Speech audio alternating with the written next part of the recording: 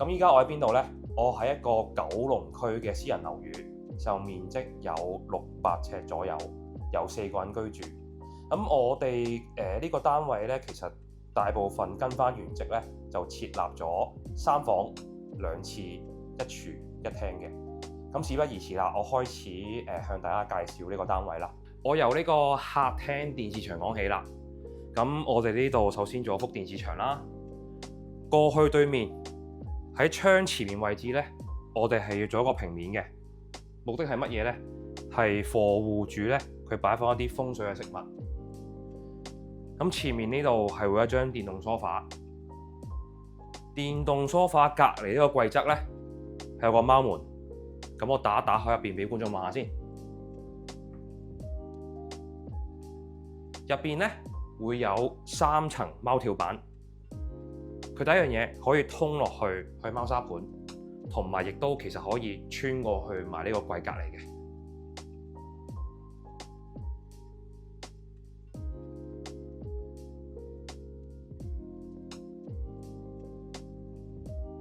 咁隔離我哋呢度有3格，1、2、3，入邊呢就可以擺3個貓窩，就俾3隻貓呢獨自去瞓覺嘅。咁小弟呢，其實都係有3隻貓。剩翻呢度呢，可能會存放少少鞋襪啦，但係最主要出街嗰啲呢，就會擺放喺下面呢個趟板上面啦。經過咗入屋大門之後呢，我哋會進入咗一個飯廳。右手邊呢，有一個全高嘅餐邊櫃，中間就擺放咗一張圓台，大約有3尺闊。咁再行前2步呢，再補充多一個餐邊矮櫃。咁呢，其實喺我前面呢，就會進入走廊。咁為咗我哋希望喺呢個單位入邊有更加多特色嘅位置呢，我哋係有別傳統呢，係做一個弧形嘅門拱喺度嘅。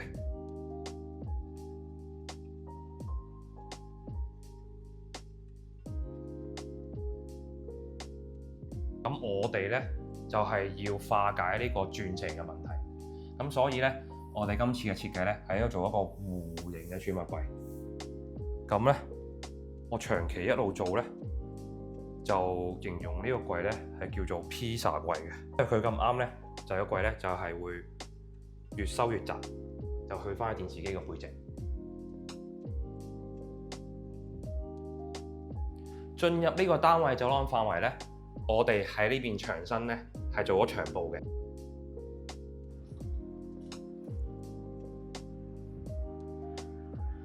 咁觀眾可以見到呢個廚房其實個形狀咧比較特別嘅，咁所以會限制咗我哋喺電器方面嘅佈局。咁喺左手邊呢度咧係我最中意白色嘅雪櫃。我背後就係星盤啦。咁咧右邊咧呢個就係主食區啦。咁我哋喺牆身方面咧，今次戶主係採用咗一個深色嘅，咁希望同呢個白色嘅櫥櫃咧，形成一個強烈嘅對比嘅。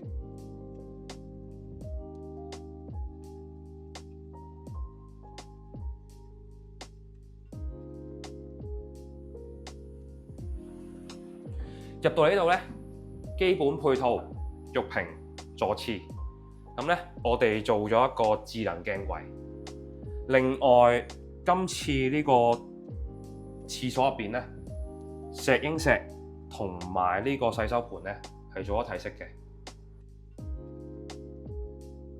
大家可以見到，我哋呢度做咗一排嘅間牆櫃，下身咧係向翻浴室呢邊使用，可以擺污衣籃、清潔劑。剩翻咧呢個間牆櫃，其餘嘅空間咧就會向翻我呢邊使用。咁咧可以擺放一啲高身嘅電器，例如吸塵機啊、抽濕機都可以嘅。咁我哋同樣咧都去預留咗電位喺入邊噶啦。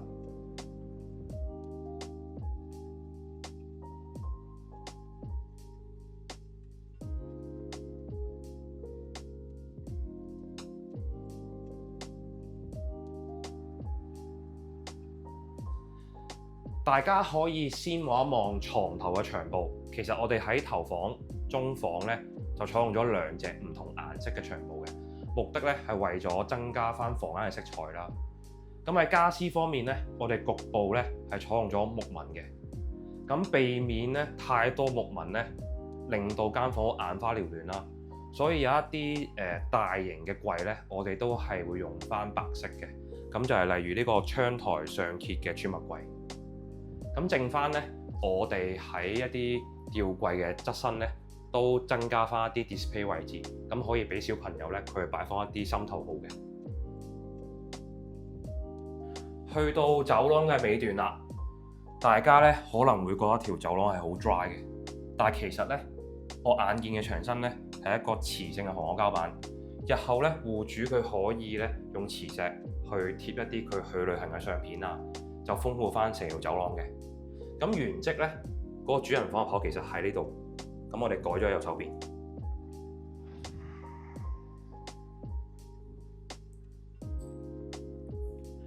入到嚟咧，大家可以見到床尾有部電視機。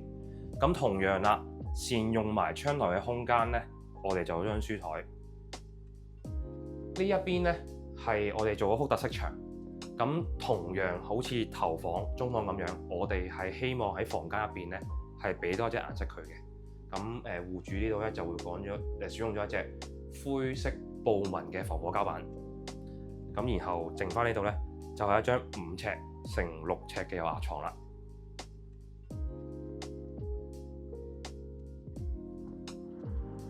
入嚟呢個衣帽間嘅空間啦。首先咧，左邊呢個係啱啱喺主人房延伸嚟嘅衣櫃嚟嘅。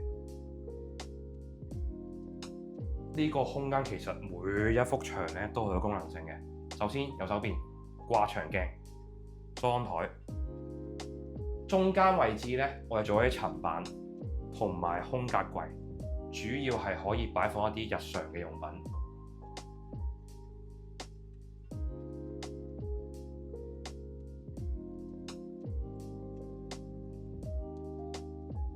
好啦，咁呢個主人臥室嘅位置咧，原則本身咧佢個間隔喺呢度嘅，門口咧就喺我正前方。咁我哋打通咗咧，做呢個開放式。右手邊咧係第2塊掛牆鏡，咁前面一個好靚嘅石紋台面盤啦。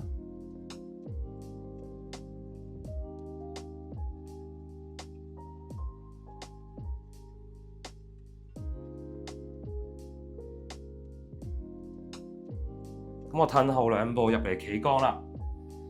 右手邊呢幅牆身咧，佢係俾走廊嗰個儲物櫃佔據咗，但係唔緊要，絕對就足夠空間淋浴。咁最後咧，上鏡頭望一望咧，就係個地板啦。其實我哋經常性鋪俾客人嘅地板咧，我哋係可以鋪埋去入嚟浴室嘅地面嘅。咁但係過咗地面之後，浴室嘅地面之後咧，入到嚟企缸咧，個地面就要鋪翻瓷磚啦。今次我覺得我裝修完之後，好符合我嗰個要求嘅，所有整體環境啊，同埋啱啱睇翻嗰個裝修完嗰個情況咧，我同太太都好滿意嘅。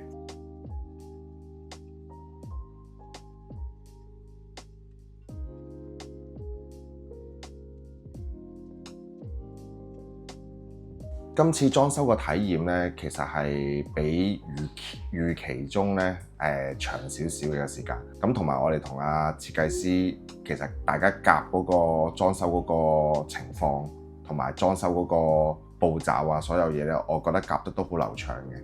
但今次呢個裝修咧，其實我自己都好多要求嘅。其實中途都加咗唔少嘢嘅，例如我都可能俾咗啲難度今次個裝修公司嘅，譬如可能我哋呢個屋苑咧原本個窗係綠色嘅，我哋又唔可以換鋁窗喎，咁我就要求佢可能幫我哋噴翻啲白，噴翻啲窗啦，噴翻白啦，配合翻我哋個裝修嗰個設計咧。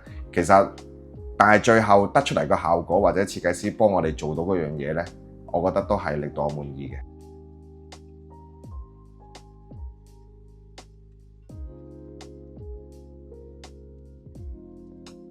解決呢個鑽石型廳嘅問題。咁我哋要令到呢個空間咧，首先客飯廳咧係一定最好成立翻一個長方形嘅形狀嘅。咁然後大家可以見到我哋用咗一啲弧形啊，同埋轉彎咧、圓角咧，去令到成間屋咧更加 smooth 同埋更加流暢嘅。亦都咧做咗一個弧形嘅櫃咧，去化解呢個鑽石型廳嘅問題。咁跟住呢個單位另一個最大任務咧，就係去到呢個主人房同埋套廁啦。咁首先我哋要設立翻嗰個門口位置，令到我哋可以入邊個佈局更加順暢啦。咁進入咗呢兩個空間之後咧，大家可以見到其實每一個牆身都接近有一個功能性，同埋都有好多家私我哋係擺咗入邊嘅。咁呢個我哋就可以滿足翻戶主嘅要求啦。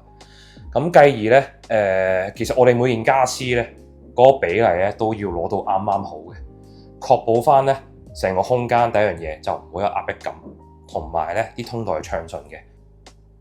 好啦，咁希望觀眾咧可以留多啲言俾話俾我知，大家對於呢個主人房連套廁嘅睇法。咁今日講住咁多先，下條片再見，拜拜。